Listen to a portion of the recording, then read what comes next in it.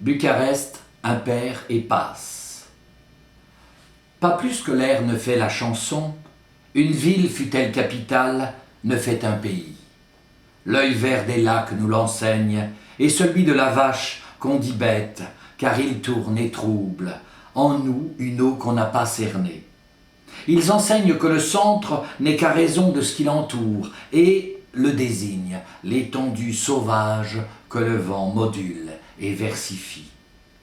Donc Bucarest, mais comme l'écho d'un monde qui longtemps retenu, derrière une invisible grille, s'ouvre, et se donne des airs de princesse, trop brusquement tirés du sommeil par un chevalier ventripotent, qui boit du coca à la paille et suce le mot démocratie comme un bonbon rose.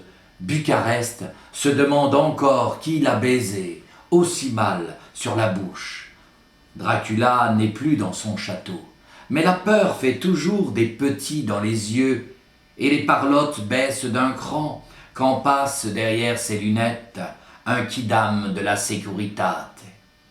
Cela dit, chacun peut librement arpenter sa solitude sous les sunlights des vitrines de luxe, où l'Occident montre son cul, et s'il a de la salive à revendre, et la rage et l'honneur d'un haïdouk, crachez vite en passant, crachez juste sur cet étalage du mépris. Qui n'a pas saisi la balle au bond quand le mur fut à terre, maçon à la petite semaine, prof de lettres, dactylo sur la touche, qui ne briguait rien, ne tenait pas le manche et demeurait en carafe.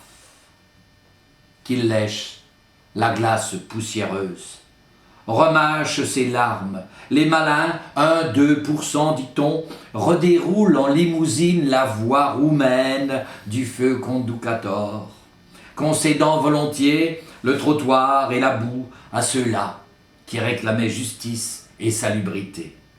Le temps des queues de cerises a remplacé les longues files d'attente pour un quignon.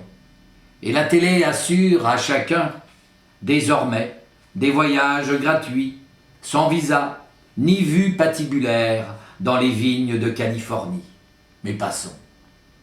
Paris ne s'est pas fait en un jour, et l'histoire démarre souvent dans les hoquets. Bucarest, en vraie princesse latino-audace, n'a pas dit son dernier mot, baissé sa garde, ni livré ses secrets.